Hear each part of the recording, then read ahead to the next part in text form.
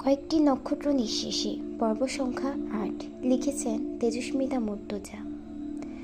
অদ্রিত যে পাত্রে তার সুইট ক্যান্ডি মেশানো কফি পান করছেন, পাত্রটির পাশে একটি কাঠের ফ্যাশন যন্ত্র সেন্টার টেবিলে পড়ে আছে, একটু মোটা লাঠির মতো।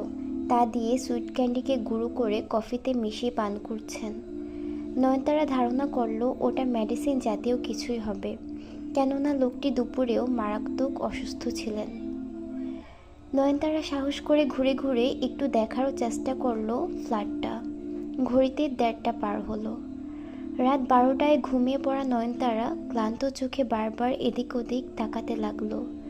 ভয় যেমন তেমন বিরক্ত হতে লাগলো সে, এবং প্রগাঢ় নিস্তব্ধতার মাঝে হঠাৎ কলিং বেলের আওয়াজে থরথর করে কেঁপে উঠল।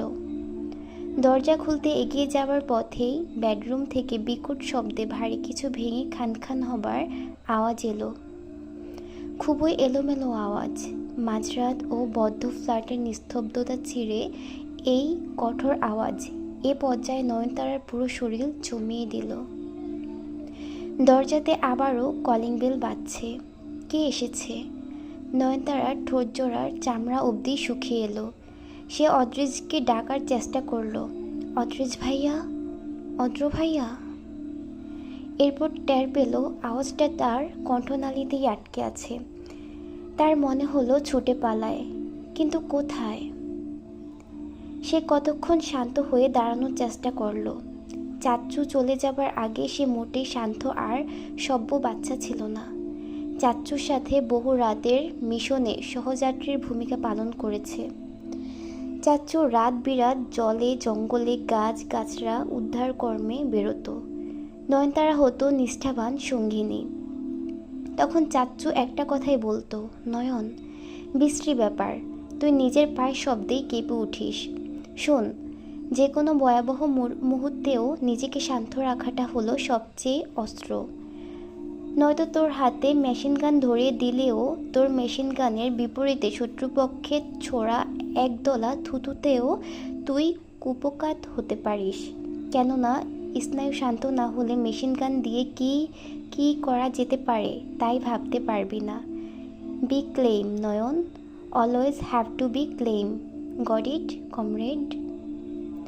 চাচ্চুর কথা মনে পড়ে নয়নতারার চোখ ভরে উঠল, মুখে হাসি ফুটল।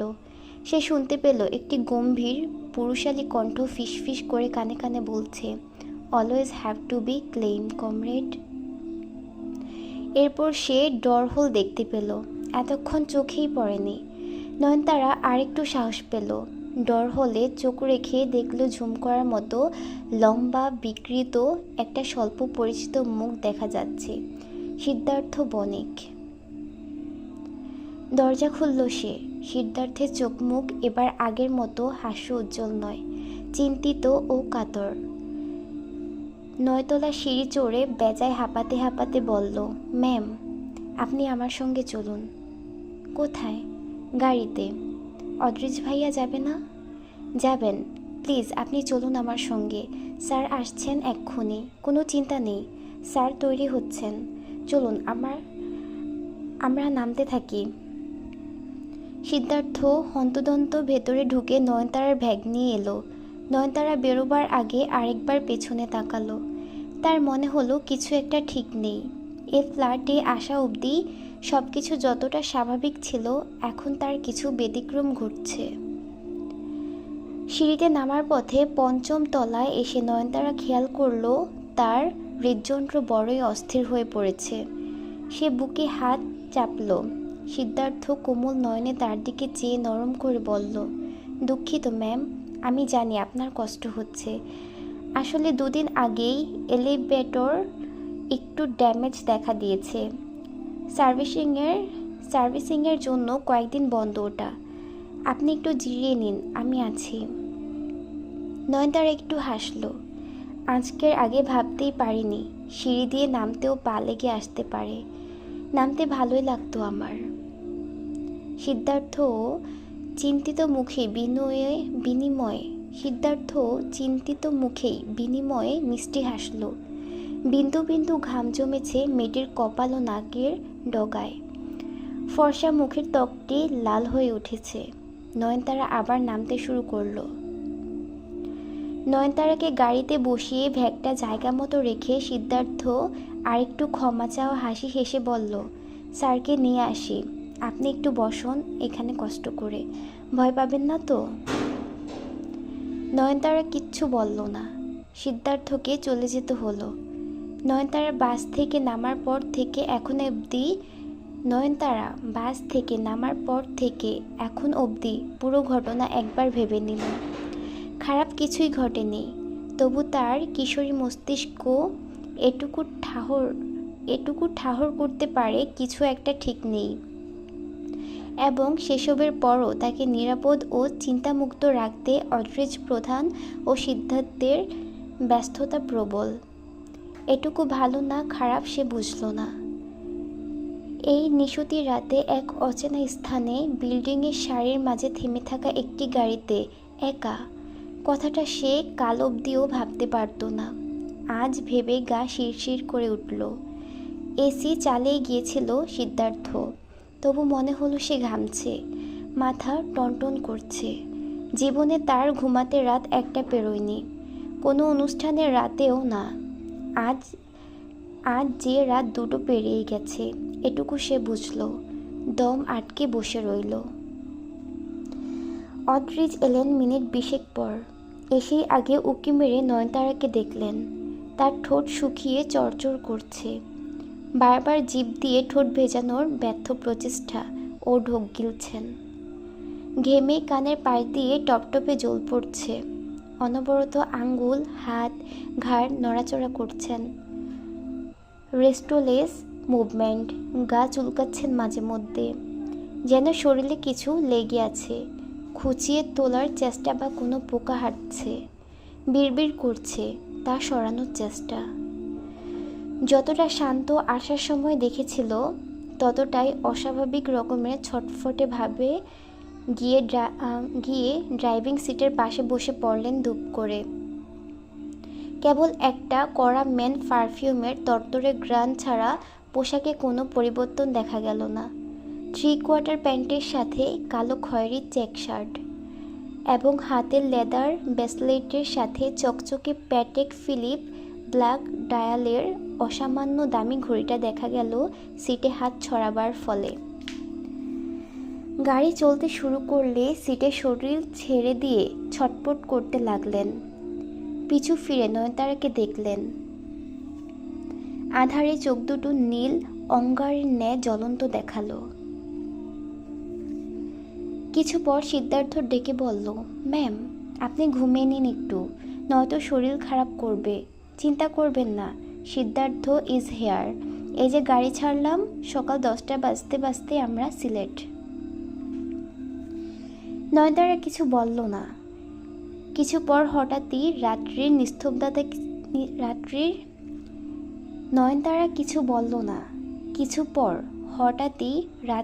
নিস্তব্ধতাকে ছিঁড়ে একটি টানা সুরেলা আওয়াজ উঠল। অড্রিজের ঠোঁটে হারমোনিকা। চোখ দুটো বন্ধ, দুহাতে ঠোঁটের কাছে চেপে ধরা ছোট্ট বাদ্যযন্ত্রটি। তাতে এক কঠোর বিষণ্ণ সুর, কখনো উঁচু কখনো নিচু। টানার সময় সুরে জলতরঙ্গের কম্পন ওঠে।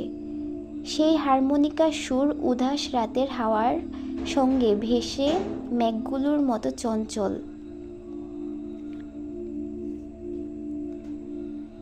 শরতের আকাশে একলা পাখির করুণ শীষ অথবা দূরে ছুটে চলা ট্রেনের হুইসেলের মতো ধারালো।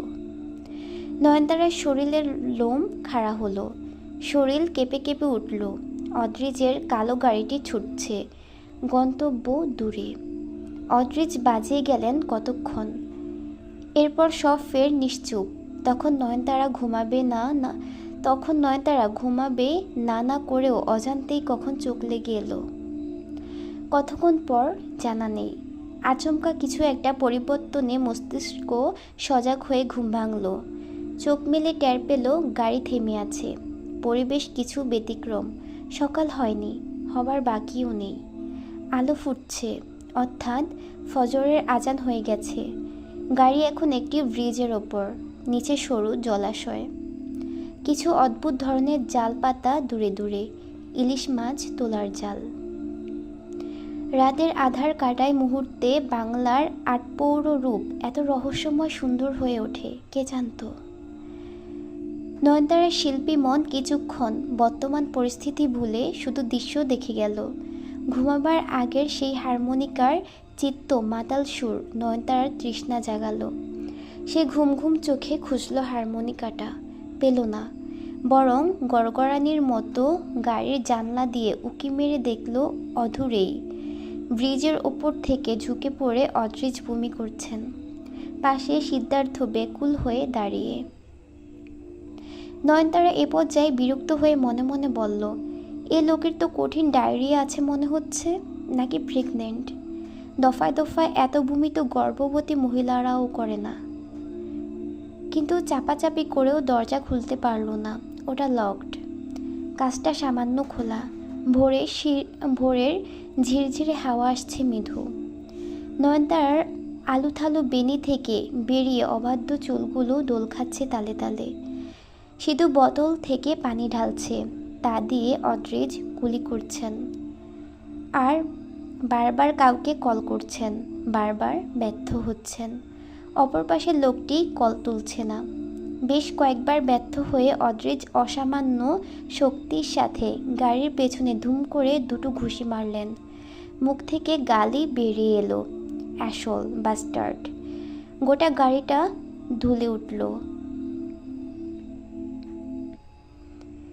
অ্যানি নিজের ডান কাঁধের দিকে চেয়ে দেখল একটি নিষ্পাপ মুখ তার কাঁধে খানিকটা নিশ্চিন্ত জায়গা দাবি করে মাথা রেখে ঘুমাচ্ছে। সেই লোকটির কোলে আরেকটি ছোট্ট শরীর, যে ছোট্ট শরীরটি মানুষটিকে আঁকড়ে ধরে ঘুমিয়ে আছে। আকাশ কালো থেকে গাঢ় নীল এবং তা থেকে ফর্সা হবার পথে।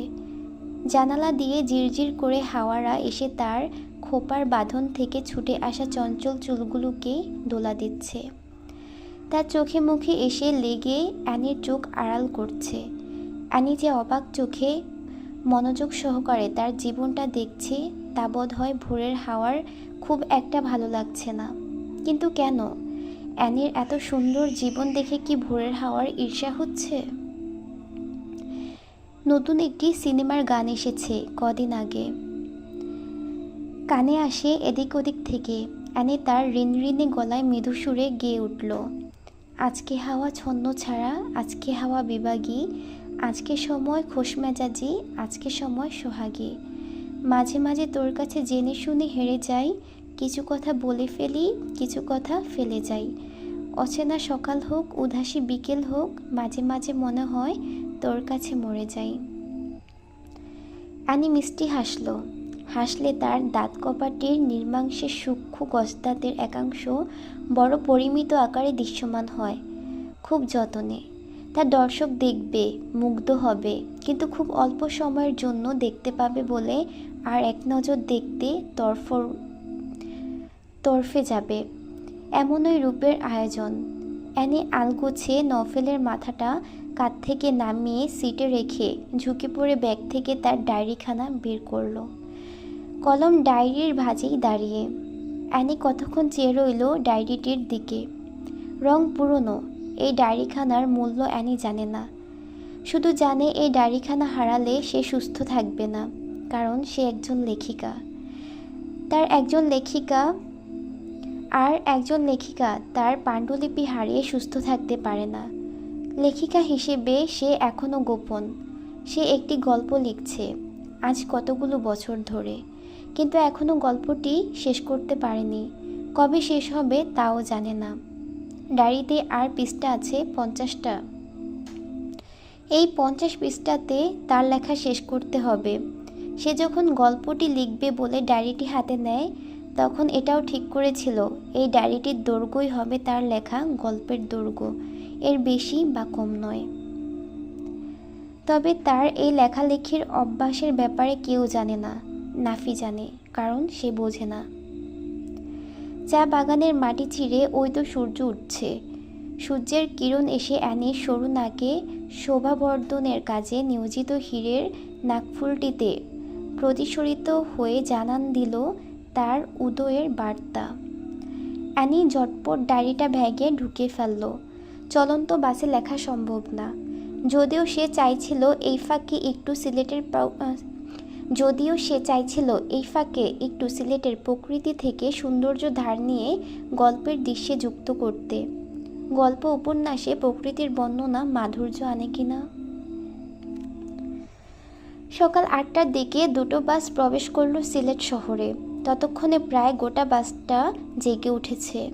একাধারে 7-8 ঘন্টা বসে থেকে সকলের কোমর ও পা অবশ প্রায়। তবে সিলেট শহরের মধ্যিখানে প্রবেশের পথে সারি সারি চা বাগান পাবার পর পুরো বাস হৈ হৈ করে উঠল। যারা সঙ্গে ক্যামেরা এনেছিল শ্যুট করতে লাগলো, আনন্দে চিৎকার করতে লাগলো, গন্তব্য এসে গেছে।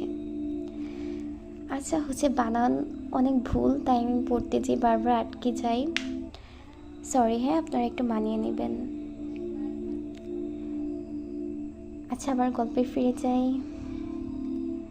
সিলেট শহর তুলনামূলক অভিজাত। প্রকৃতির যেমন বাহার, শহর অঞ্চলে অভিজাত্যও ভারী। যেহেতু সফরে যাত্রী অনেক, কোনো একটি হোটেলে সকলের থামার ব্যবস্থা করা সম্ভব না। সাধারণত যারা দ্বিতীয় বাসে এসেছে তাদের জন্য মাঝারি রেস্টের হোটেলের ব্যবস্থা হয়েছিল। এদিকে শহরের সবচেয়ে সুবিধাজনক স্থানে অভিজাত হোটেল হলো স্টার প্যাসিফিক। যাতায়াত সুবিধা সহ শহরের প্রাণকেন্দ্রে এটার অবস্থান। কিন্তু পথ ঘুরে অদ্রিজ নিজের ও পরিবারের থাকার জন্য 6টা রুম বুক করেছেন হোটেল রোজভিউতে। সেখানে নিজের জন্য সবচেয়ে বিলাসবহুল এক্সিকিউটিভ স্যুট, যা গোটা একটা ছোটোমোটো ইউনিট। বন্দের এনিদের জন্য রয়্যাল স্যুটে 5টি কামরা বুকিং ছিল। এই হোটেল রোজভিউ এর অবস্থান মূল শহর থেকে 2 কিলোমিটার মতো দূরে। সেখানেই অদ্রিজ নিজের থাকার ব্যবস্থা করেছেন সবার থেকে আলাদা। বাকি যাত্রী যারা চাঁদা দিয়ে এসেছিল তাদের জন্য স্টার প্যাসিফিকে চমৎকার থাকার জায়গা আগে থেকে বুকিং করা ছিল। অদ্রিজের নিযুক্ত ব্যবস্থাপকেরা সেখানে চেক ইন করে সকলকে রুম বুঝিয়ে দিল। ক্লান্ত দেহ নিয়ে সকালের খাওয়া দাওয়ায় বসে পড়ল তারা। কিন্তু হোটেল রোজভিউ এর চেক ইন টাইম গোলমেল। বন্দের রেগে মেগে একাকার। লবিতেই বেশ অনেকটা সময় বসে থাকতে হলো। সকালের খাওয়াটা হোটেলের ফার অরিয়েন্ট রেস্টুরেন্ট সেরে নিতে হলো। নফল বেশ কয়েকবার অদ্রিজের নম্বরে কল করলো, কল গৃহীত হলো না। ঋতুর ঠান্ডার সমস্যা। এই গরমকালেও বাসের জানালা দিয়ে আসা সকালের বাতাসে তার নাক আটকে আসছে, কাশির উপক্রম হচ্ছে। কিন্তু সে পাথরের মতো শক্ত হয়ে বসে আছে, কারণ তার কাঁধে মাথা রেখে ঘুমাচ্ছে সেতু। সেতু জেগে উঠলে মুহূর্তের মাঝে নিজেকে ঋতুর কাছ থেকে সরিয়ে নেবে। যতক্ষণ ঘুমোবে ততক্ষণ কেবল তার মাথাটা ঋতুর কাঁধে থাকবে। তাই ঋতু চোখ বুজে নিঃশ্বাস আটকে রাখল, পাছে শ্বাস প্রশ্বাসের উঠানামা সেতুটার ঘুম না ভাঙিয়ে দেয়। সেতুর মানুষ পছন্দ না, কাউকে না, তা বলে ঋতুকেও সেতু একটু ভালোবাসবে না? ঋতুকেও সে মানুষের কাতারে ফেলে রেখেছে। ঋতুর মাঝে মধ্যে মনে হয় সে রাস্তার কুকুর অথবা পেয়ারা গাছের কাঠবিড়ালিটা হলেও পারত। তাদের সাথে সেতু হাসে, একতরফা গল্প করে, নিজের খাবার ভাগাভাগি করে খায়। আরেকটি মানুষ এ সময় ঘুমন্ত। তার কততম সিলেট যাত্রা এটি, ঋতুর হিসেব নেই। ঋতু ছোট ছিল তখন। লোকটা ফুরুত ফুরুত করে ব্যাকপ্যাক গুটিয়ে চলন্ত প্রকৃতির খোঁজে। পাহাড় অঞ্চলে নাকি প্রকৃতির ভাণ্ডার বসে আছে। ফেরার সময় সেখান থেকে একগাদা গাছগাছরা, হলুদ চন্দন, অ্যালোকাসিয়া, কাফর লাইম, চা বাগানের ব্যাঙ, ফলিপেটা ডেটস, লিউকোমিস্টিক, পাহাড়ি লতাগুল্ম, কেকো নামের এক সরীসৃপ ইত্যাদি ধরে বেঁধে নিয়ে হাজির। ওসব ঘরে তুলতে না দিয়ে রুবিনা চপ্পর খুলে তাড়তেন। আজ তাই সিলেট শহরে বাস প্রবেশের পরও তার চোখে বাকিদের মতো কৌতূহল, উচ্ছ্বাস আর মুগ্ধতা নেই। সে এখন ঘুমাচ্ছে। রাতে বাসের দরজা পাহারা দিতে দিতে হাতে জড়ানো রক্তমাখা কাপড়টা খুলে ফেলে দিয়েছে কোথাও। সাদা পাঞ্জাবি পরা শরীরটা বাসের মেঝেতে আরাম করে ঠেসে বসিয়ে রেখেছে। হকের বাড়ির পুরুষদের মতো অহংকার তার নেই। নিচে বসবে, মাটিতে বসে টিনের থালায় গপাগপ পেট ভরে ভাত খেয়ে উঠবে। এসব যে বড় শ্রেণীর লোকদের মানায় না, এ ভাবনার অস্তিত্ব তার অবস্থানের কয়েকশো কিলোমিটারের ভেতরে নেই। ছোট বড় শব্দ দুটোই বেকার। এ নিয়ে একবার সন্টুর অঙ্ক শিক্ষকের সাথে ঝামেলা বাঁধল।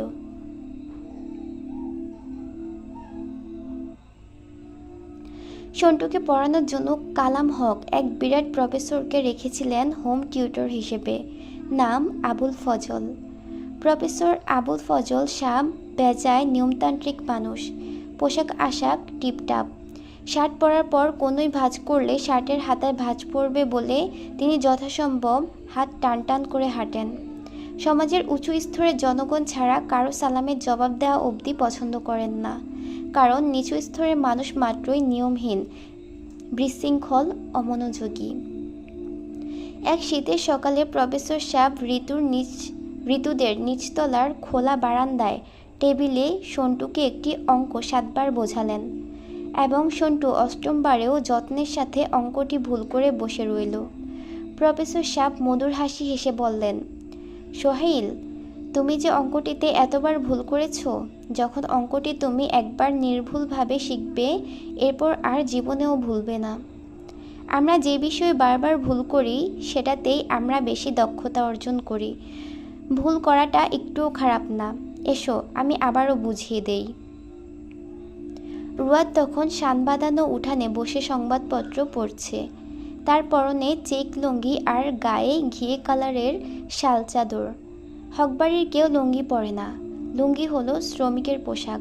কালাম হক বিশ্বাস করেন একজন অভিজাত বংশের ঠিকাদার হিসেবে তিনি লুঙ্গি পরতে পারেন না। লুঙ্গি হলো তার অধীনে কর্মরত মিস্ত্রিদের পোশাক। তাই তিনিও যদি লুঙ্গি পরেন, রাজা প্রজার তফাৎ ভুলে বসবে লোকচক্ষু। এটা অনর্থ। কিন্তু রুয়াদ হয়েছে এক ফকিন্নির বাচ্চা। এর কারণ তার মা রুবিনা, অর্থাৎ ওর বড় ভাবি। মহিলাকে গরিবের ঘর থেকে তুলে এনে তার বড় ভাইজানের সাথে বিয়ে দিয়ে এরকম ফকিন্নি রুয়াদের জন্ম দেবার সুযোগ করে দেওয়া হয়েছে হক পরিবারে।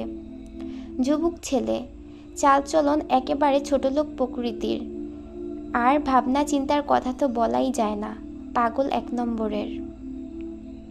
সেদিনও প্রফেসর সাহেব মহাবাণী শুনে রুয়াদ হেসে উঠল।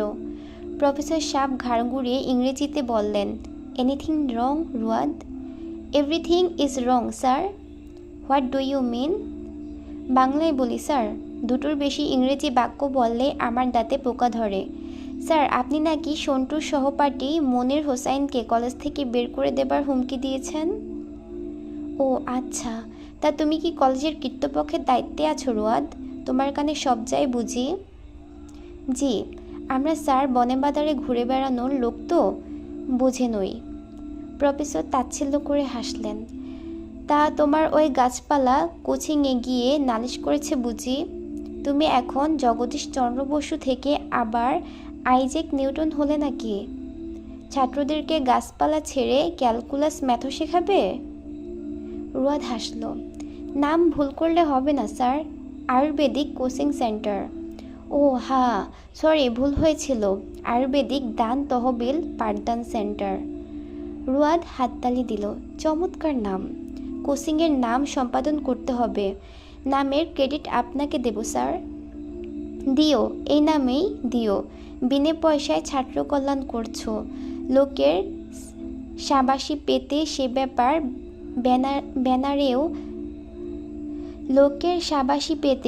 ব্যাপার ব্যানারেও লেগে থাকা দরকার। তা সে গিয়ে কি বলেছে তোমায়? বেশি কিছু বলেনি। বলল বহিষ্কার করতে চেয়েছেন কলেজ থেকে। ও নাকি আপনার অঙ্ক ক্লাসে বদনাম করছে। আপনি এত ভালো অঙ্ক পড়ান, আর সে আর সে ক্লাসেও অঙ্ক পারে না। কঠিন হলো প্রফেসরের মুখ। হ্যাঁ, পারে না। সায়েন্স পড়তে পয়সা লাগে, প্রতিটা সাবজেক্টের জন্য আলাদা আলাদা প্রাইভেট টিচার দিতে হয়। তা না হলে অঙ্ক পারবে কি করে? আর অঙ্ক না পারলে সায়েন্স পড়াই বা কেন? আর কলেজেই বা কী কাজ? রুয়াদ সহমত জানালো। একদম ঠিক স্যার, শুনেছি ওর আব্বা গরামি। গরামি বোঝেন স্যার? ওই নিচু স্তরের মানুষদের টিনছনের ঘরদোর সারে আর কি। ও ও এক নিচু পেশারের লোক স্যার। নিশ্চিত নিশ্চিত সন্টুর বাপের ঠিকাদারির পয়সার মতো পাখাওয়ালা পয়সা নেই, যা আকাশে বাতাসে ওড়ানো যায়। আর স্যার বোঝেনি তো, পাখাওয়ালা পয়সা না থাকলে ছেলে 8 বার এক অঙ্ক ভুল করবে, আর টিচার ভুলে সুবিধা উক্তি বুঝিয়ে নবমবার অঙ্ক বুঝিয়ে দেবে। এমন টিচার রাখা যায় না। এমন টিচার না রাখলে অঙ্ক পারা অসম্ভব স্যার। প্রফেসর সাহেবের মুখ লাল হয়ে উঠল। চেয়ার থেকে উঠে দাঁড়ালেন তিনি। দাঁত ফিসে বললেন, তুমি কি বলতে চাও রুয়াদ? স্যার, আমি এজন্যই বাকস্বাধীনতায় বিশ্বাসী না। শালা, আজ অবধি আপনার মতো উচ্চ শ্রেণীর মানুষেরা একজনও আমার কথা ভালোভাবে নেয়নি। আপনি বসুন। স্যার, আপনার কোচিং সেন্টারের বেতন কত? মনির এবার পড়তে যাবে বলেছে, পয়সা আমি দেব। মনিরের ধারণা ওখানে পড়লে আপনি আর ছাত্রদেরকে বকেন না, পরীক্ষায়ও মার্ক বাড়িয়ে দেন। ও ওর বন্ধুদের এই সুবিধা পেতে দেখেছে, যারা আপনার কাছে পড়ে। তবু স্যার, ওকে কলেজ থেকে বহিষ্কার করবেন না। ছেলেটা পড়তে চায়, পড়ে ওর বাপের কষ্ট দূর করতে চায়। এছাড়া ও আমায় কথা দিয়েছে, ও পড়ে অন্তত ততখানি বড়লোক হবে যতটা হলে ও ওর ছেলেকে আপনার মতো নামি দামি স্যারের কাছে অঙ্ক প্রাইভেট পড়াতে দিতে পারবে। প্রফেসর সাহেব তেড়ে এসে দাঁড়ালেন রুয়াদের সামনে। ছোটো মোটো ভুঁড়িওয়ালা নাদুস নুদুস মানুষ। রুয়াদ হেসে উঠে দাঁড়াতেই তার অস্বাভাবিক উচ্চতার সামনে পড়ে জোরে জোরে খেপা শ্বাস ফেলতে ফেলতে বললেন, তোমার সাহস কত বড় রুয়াদ? সাহসের বড় ছোট পরিমাপ বুঝি না স্যার। আমি স্যার কোনো কিছুরই ছোট বড় পরিমাপ বুঝি না। আমি বুঝি সমতা। আমি বুঝি আপনি একজন শিক্ষক হিসেবে বড়লোকের ছেলেকে যেভাবে অঙ্ক বোঝান, গরিবের ছেলেটাকেও সেইভাবেই অঙ্ক বুঝিয়ে ভালো ছাত্র করে তোলা আপনার কর্তব্য। যে ছাত্রটা আপনার প্রাইভেট ব্যাচের ছাত্র না, তার মার্ক যেভাবে করেন, প্রাইভেট ব্যাচের ছাত্রগুলোর মার্কও সেভাবে করবেন। প্রাইভেটে পড়ে কলেজের ক্লাসে পড়া না ধরা, বরং কলেজের ছাত্রটাকেও সেইভাবেই বোর্ডে হাত ধরে অঙ্ক বোঝানো, যেভাবে প্রাইভেটে বেতন দিয়ে পড়া ছাত্রটাকে বোঝান। স্যার, কলেজের ছাত্রটাকে অঙ্ক বোঝানোর বেতন কিন্তু আপনি সরকারের কাছে পান। প্রফেসর কালাম হককে নালিশ করলেন। কালাম হক রামদা নিয়ে কদিন ঘুরলেন রুয়াদকে কুপানোর জন্য। সাথে এক ব্যাগ টাকা। রুয়াদকে খুন করে টাকার ব্যাগ নিয়ে বসে থাকবেন। পুলিশ এলে টাকা দিয়ে খুনির দায় মাফ নেবেন। রুয়াদ উড়ে বেড়ানোর লোক। সে ভোরের আলো না হতেই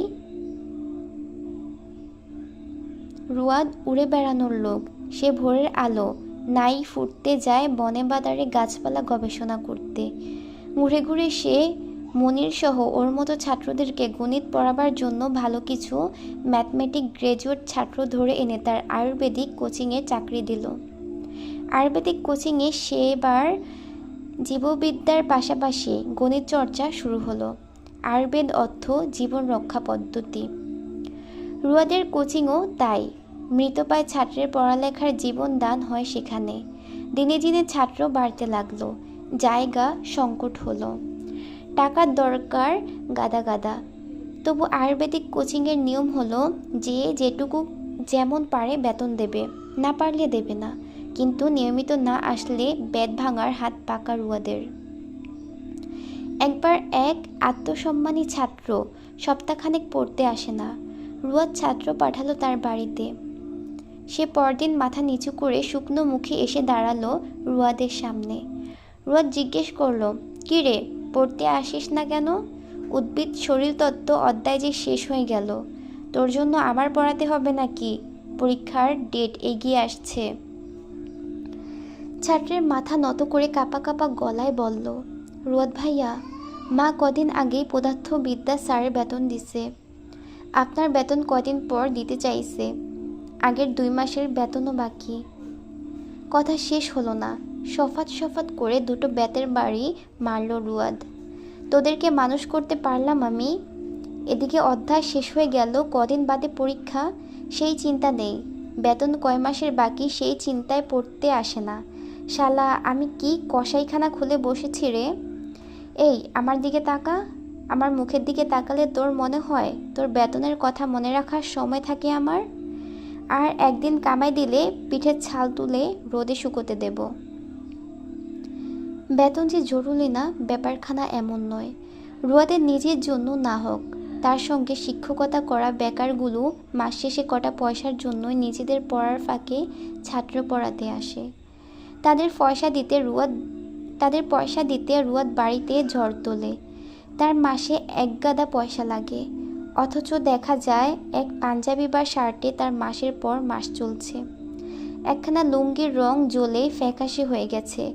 তার পোশাক আশাক খাওয়া দিনমজুরদের মাফিক। রাস্তার ধারে ফুটপাতে ঠেসে বসে 2টো বরনুটি চিবিয়ে একমুখ পানি গিলে দিনভর ছুটছে। তাহলে মাস শেষে পড়ার এত খরচ বাড়ি থেকে নিয়ে করে কি? বাড়িতে রোজ নালিশ বসে। কালাম হক রুয়াদের রক্ত পরীক্ষা করতে চান। শালার ছেলে কোন ছোট লোকের রক্তের পয়দা, হাত বদল হয়ে বড় ঘরে চলে এসেছে। নিয়ম ভেঙে গুরু করে, সেই গুরু নাকের ডগায় ঘষে নিরুদ্দেশ এই লোককে এতগুলো বছর পর দেখে ঋতুর চোখ ছলছল করতে লাগলো। কবে ময়মনসিংহ ফিরেছে, কোথায় থাকে, কি করে, কেউ খবর পায়নি। আজ রাতটা কেটে গেছে বাসের দরজার সামনে ঠেসে বসে হেলান দিয়ে। এখন একটু চোখ মুজেছে। হাতে শুকনো রক্ত, ক্ষতটা থকথক করছে, রোদ এসে পড়ছে তাতে। হঠাৎই সমসুরে হইচই এ ধ্যান ভাঙল ঋতুর। রুয়াদ ভাইয়ার ছাত্ররা উল্লাস করছে। সে তো নড়েচড়ে উঠল, চোখ মেলল রুয়াদ ইবতেহাজ। ঋতু ব্যতিব্যস্ত হয়ে বাসারকে ডেকে ফিসফিস করে বলল, সুইট ভাইয়া, উফ, এদেরকে একটু চুপ করতে বলুন, সেতুর ঘুম ভেঙে যাবে। বাসার একদৃষ্টে সেতুর দিকেই তাকিয়েছিল।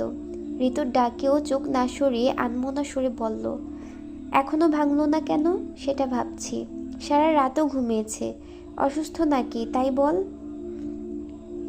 ঋতু মুখটা একটু ভারী করে বলল, না, ঘুমের ওষুধ খেয়েছে। বাসা চোখ গরম করে দাঁত চেপে বলল, কি থাপ্পড় খাবি? ঘুমের ওষুধ কেন খেয়েছে? ট্যুর বাসে ঘুমের ওষুধ খেয়েছে আর তুই সেটা বলছিস?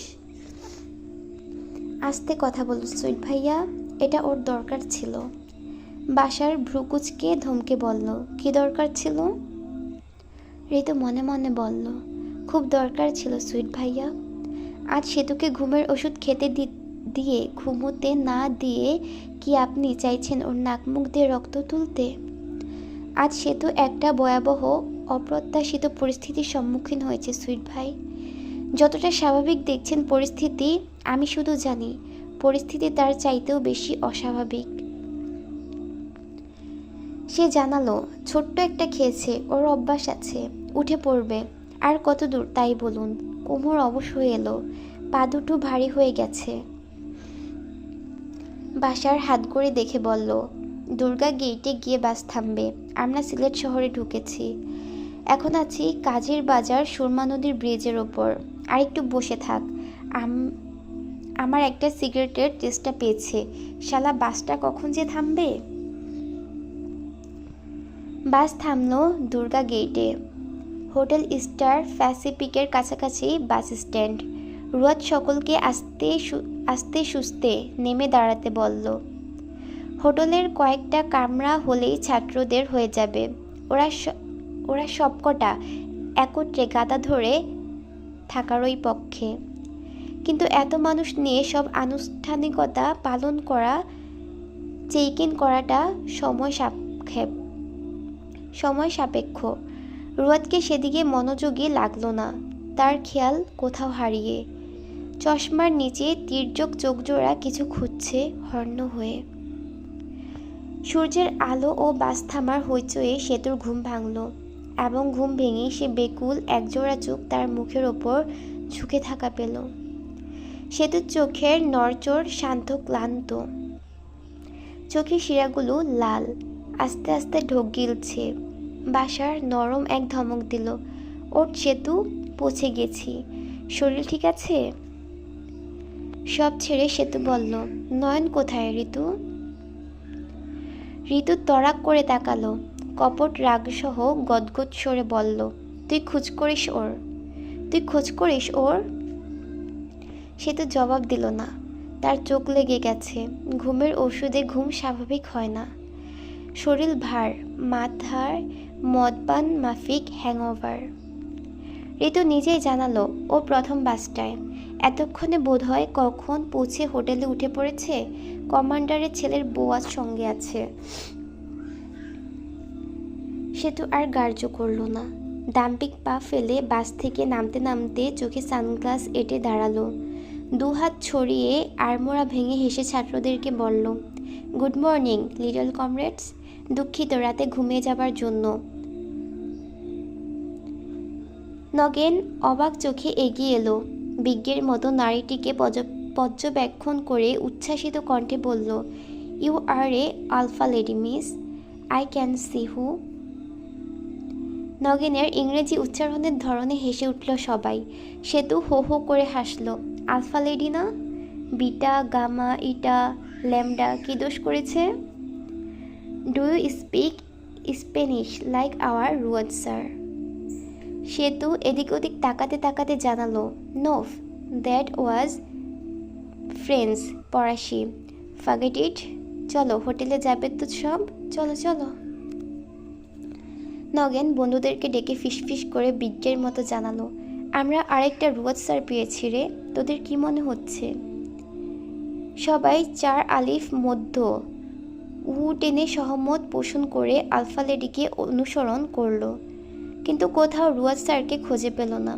কেবল রুয়াদ স্যারের সঙ্গের নারীটি ধীর পায়ে ওদেরকে অনুসরণ করে এগোতে লাগলো ডাগর ডাগর কথা কওয়া চোখ দুটো এদিক ওদিক ঘুরিয়ে। আলফা লেডি তাদের সকলের দলনেত্রী হিসেবে একে একে সকলকে নিয়ে হোটেলের লবিতে প্রবেশ করল। সেই সময় রুয়াদ ইবতেহাজকে ঘেমে নেয় হর্ণপ্রায় ওপর থেকে সিঁড়ি বেয়ে নেমে আসছে। চোখে মুখে উদ্বেগ, কিছু খুঁজে না পাবার হাহাকার। নামতে নামতেই বজ্রের মতো ভারী সুরে ঋতুকে ডাকলো, নয়নতারা কোথায়? কোন বাসে ছিল ও? সেই বাসের লোকজন কারা? কাদের সাথে এসেছে ও? কই নয়নতারা?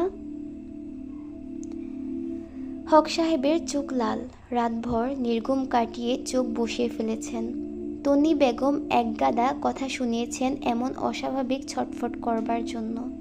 তাই নিজেকে শক্ত পিতা হিসেবে দেখাবার জন্য অত্যন্ত চেষ্টা করছেন।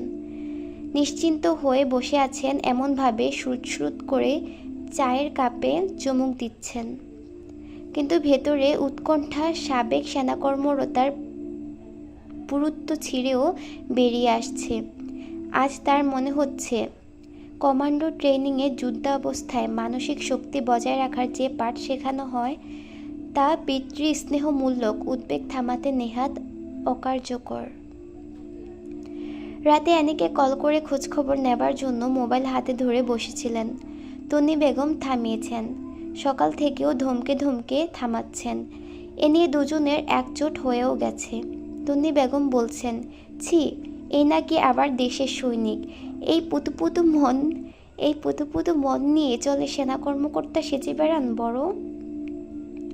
অন্য সময় হলে হক সাহেব বন্দুক বের করে এনে তন্নি বেগমের খুলি উড়াতে দাঁড়িয়ে যেতেন, কিন্তু আজ তার লজ্জা টজ্জা কাজ করছে না। তন্নি বেগমের যা হচ্ছে মনে মনে, কিন্তু তিনিও যদি হাহুতাশ করেন হক সাহেব যে হাই ব্লাড প্রেশারের হাসপাতাল যাবেন এতে সন্দেহ নেই। তাই তিনি সকালের রান্নার কাজে রান্নাঘরে ব্যস্ত। এই ফাঁকে বেলা 9টায় হক সাহেব কল লাগালেন অ্যানির নম্বরে। দুবার রিসিভ হলো না। হক সাহেব টের পেলেন তার হৃদযন্ত্রটা দরাস দরাস করে বক্ষ পিঞ্জরে বাড়ি খাচ্ছে। কি মুশকিল, কল ধরছে না কেন? তৃতীয়বার কল গৃহীত হয়ে একটি পুরুষ কণ্ঠ সালাম দিল। প্রথমে না চিনে আরও চিন্তিত হয়ে পড়ে চিনলেন নওফেল কথা বলছে। আচ্ছা, আবার পড়ি লাইনটা। তৃতীয়বার কল গৃহীত হয়ে একটি পুরুষ কণ্ঠ সালাম দিল। প্রথমে না চিনে আরও চিন্তিত হয়ে পরে চিনলেন নওফেল কথা বলছে। নওফেল জানালো, নয়নতারা একদম ঠিক আছে কাকা, ও আমাদের সাথেই আছে। এখন তো কথা বলিয়ে দিতে পারছি না, এনারা সব হোটেলের ওপর তলায়, আমি লবিতে আছি। সব একসঙ্গে হলে আমি নিজেই কল করব আপনাকে, চিন্তা করবেন না, সব ঠিক আছে।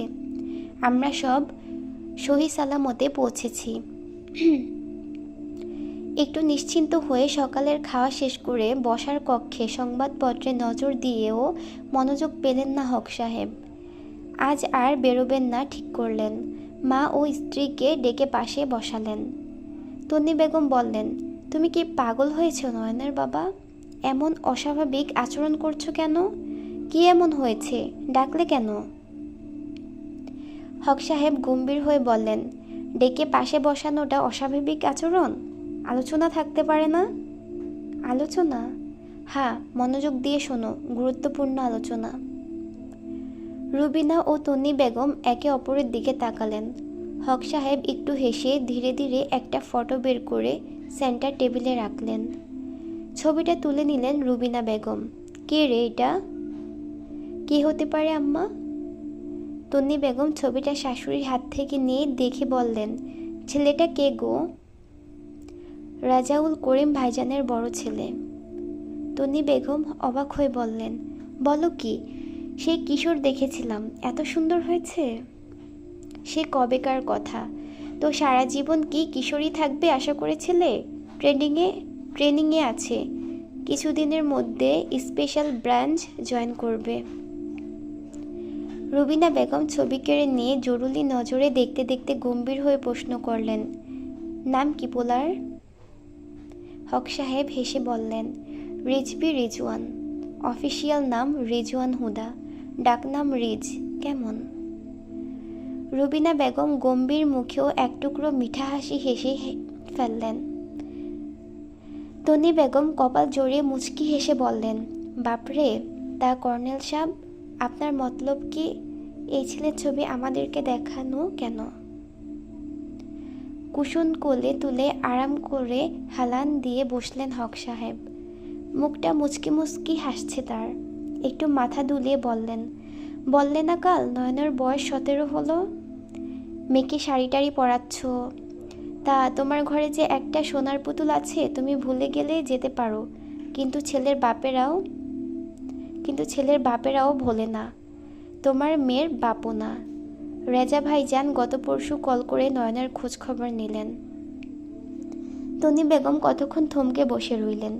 এরপর কপট রাগন্ত স্বরে বললেন, ইন্টার পরীক্ষাটাও দিল না এখনোই, তোমার সেই ব্যাকডেটের চিন্তা ভাবনা। চুপ করো তুমি, রেড জয়েন করলেই কোয়ার্টার পাবে। ওর বাবা সিনিয়র কাস্টম অফিসার, ও ঢাকাতে সেটেলড হবে। নয়ন ইন্টার শেষে কোথায় যাবে? পড়বে তো ঢাকাতেই। ওর একটা সুন্দর ভবিষ্যতের আশা রাখি আমি নয়নের মা। আমার তো আর নেই, ওই একটাই, যা আশা ভরসা স্বপ্ন ওই একটাই। এই ছবিখানা কদিন আগে জোগাড় করেছি, বছরখানেক আগের ছবি। রিজকে সামনে থেকে দেখলে মুগ্ধ হয়ে যাবে, সত্যি বলছি। নয়ন ফিরলে রেজাউল হুদা সাহেবকে দাওয়াত করব, প্রস্তুতি নাও সব। রেজা ভাইজান আংটি পরিয়ে রাখতে চান, ওনার কথায় ও মেয়ে হাতছাড়া হলে ছেলেকে চিরকুমার রাখবেন তিনি, আর তা হতে দেওয়া যাবে না। এক নজর দেখতে আসতে চান খুব শিগগির। হাসলেন হক সাহেব। তন্নি বেগমের চোখ ছলছল করে উঠল। রাজাউল করিম হুদা, মেয়ে নেই মেয়েটার, মেয়ে নেই মানুষটার। এত বড় দেশকর্মী, এত ভালো মনের মানুষ, এই দুঃখ তার চিরকাল। তাই নয়নকে নিজের মেয়ের চাইতে অতিরিক্ত বেশি ভালোবাসেন বোধ হয়। নয়ন যেদিন হলো এ রেজওয়ান কিশোর স্ত্রী সন্তান সহ ছুটে এলেন একগাদা বাচ্চাদের জিনিসপত্র নিয়ে। যে পরিমাণ উপহার নয়ন জন্ম নিতেই হুদার পরিবারের তরফ থেকে পেয়েছিল, জন্মের প্রথম 1 বছর ও দিয়েই চলে গেছে। নয়নতারার জন্য মানুষটা বোধহয় সব পারে, যতটা একজন পিতা পারে তার কন্যা সন্তানের জন্য। তন্নি বেগম রিজওয়ানের ছবি দেখতে লাগলো ফের। দেখতেই একদম খাঁটি ক্যাডেট লাগছে। নিয়মতান্ত্রিক ফেসি, চুলের ভাঁজ, মুখের আভিজাত জোয়ান পুরুষ, চোখের সভ্যতা এবং গোটাটা মিলিয়ে নিখুঁত সুপুরুষ। চটা ভ্রুর নিচে গভীর চোখ দুটো মেলে ক্যামেরার দিকে তাকিয়ে ছবি উঠেছে। তন্নি বেগম কাঁপা কাঁপা গলায় একবার অস্পষ্ট সুরে আওড়ালেন, রিজভি রেজওয়ান হুদা। আচ্ছা, পর্ব 8 এখানেই শেষ। এতক্ষণ আমি আপনাদের সাথে ছিলাম রাত্রি ইসলাম। আমার পড়ার মাঝে খুবই ভুল ত্রুটি হয়েছে, মানে অনেক আটকে গেছি, বাট